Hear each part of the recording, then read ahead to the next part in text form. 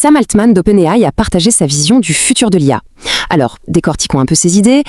Il a commencé fort, avec une prédiction marquante sur ce que l'IA va changer, économiquement et créativement parlant.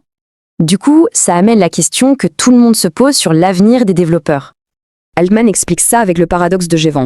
En gros, plus une technologie est efficace, plus on l'utilise.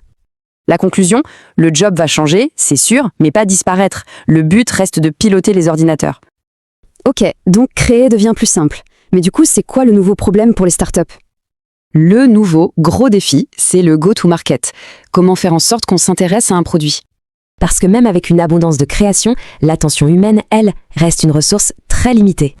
Cet impact, il n'est pas juste commercial, non, il est carrément économique. Voyons comment ça se décompose.